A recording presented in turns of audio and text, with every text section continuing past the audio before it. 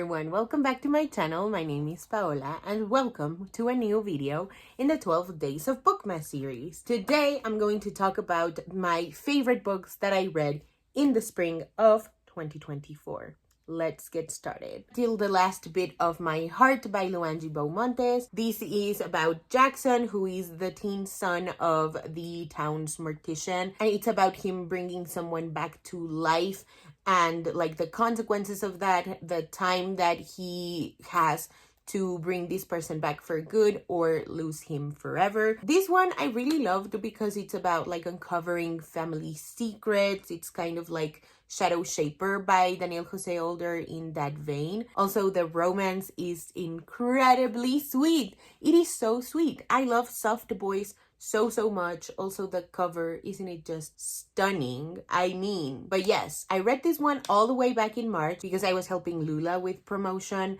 So I had to read it very early and I had to wait to find people to talk about this with. I enjoyed the hell out of it. This book is so atmospheric and just vibey. I cannot wait for Luangi's next book. The Subtweet by Vivek Shreya. This was a reread. I first read this one I think in 2021, and ever since I've been meaning to reread it just to like soak up more of its goodness. This one I checked it out on audiobook, and the synopsis goes: everyone talks about falling in love, but falling in friendship can be just as captivating.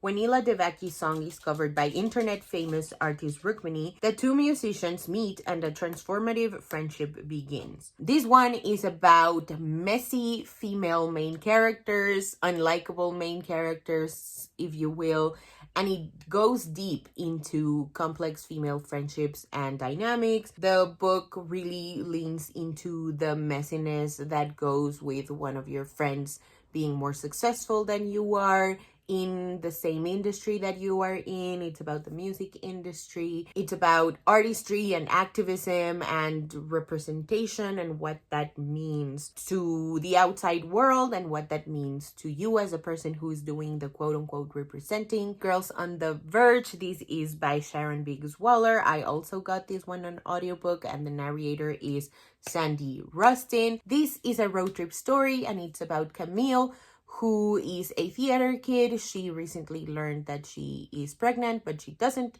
want to be. She lives in Texas and she's going to go to New Mexico, maybe Arizona. I don't remember her final destination, but she's doing this road trip with Annabelle, her newest friend, and B, her oldest friend, who is not 100% on board with what Camille is going to do, but she is going to be there for moral support anyway. This is also about female friendships, the way that we were brought up, dreams. It's about finding your place in the world. It's about love.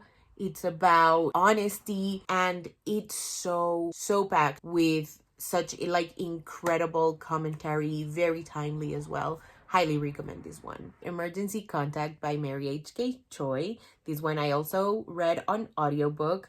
And this is about Penny, who is an aspiring creative writer. She's in college and she meets Sam, who is a college dropout and a barista. The two awkwardly meet, they swap numbers, and that's how their friendship and relationship blossoms. This book is hilarious. It really puts the calm in rom-com. I'm not kidding, this one had me laughing out loud multiple times, especially Penny's chapters. I love her so much. She's just so, like, there's a lot of stream of consciousness in the way that her POV is written, even though it's in third-person POV. This book is also really messy. Sam and Penny are in the trenches. It's like the growing pains of what it means to be 18 and 21, and all that angst, all that pressure of you have to be doing something with your life. What are you doing with your life? You must do something. You must decide right now what the fuck you're gonna do with your life.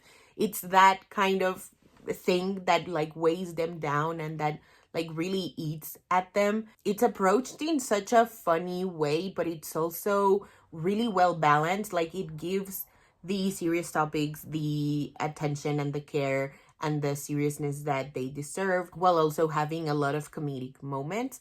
So another YA romance that I also highly, highly recommend. Simon versus the Homo Sapiens Agenda by Becky Albertalli. This was narrated by Michael Crouch. This is another reread for me. I read this one way back in 2015, I think, when it was blowing up on Twitter.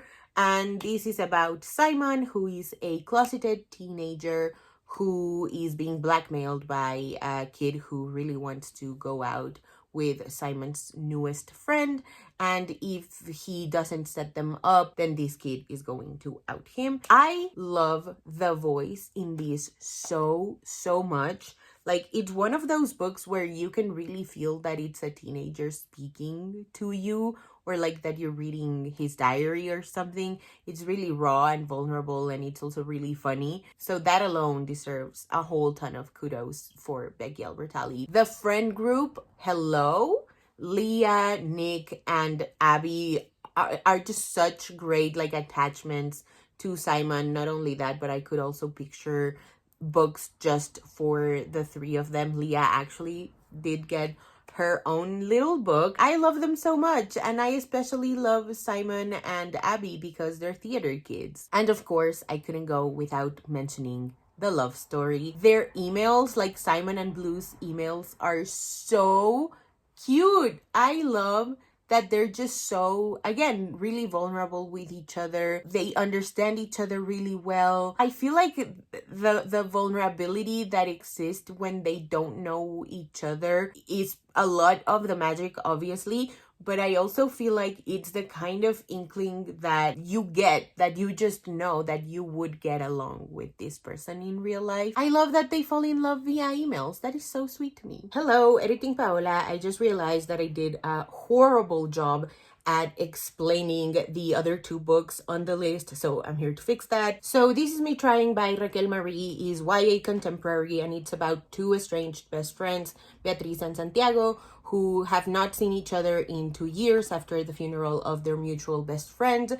And now Santiago is back to their hometown, and he's trying to make amends with Beatriz after he's ignored her for all these years and sort of left her alone to deal with the grief by herself. 3 things that I loved the most about this book. Number 1 being the dual POV. I loved getting to be in the mind of not one but 2 really messy teenagers as they deal with grief and mental illness and senior year angst. It was all really cathartic. Number 2 of my highlights was the mess. Oh my goodness. I love how messy everything and everyone is between Beatriz and Santiago and their home lives, the love square pentagon sort of thing we have going on in this novel. The feelings, the guilt, the angst, it was all, once again, really cathartic to experience as a reader. Number 3 was the grief. I loved reading the way Rocky navigates loss and love and forgiveness. It was just such a masterful way to encompass such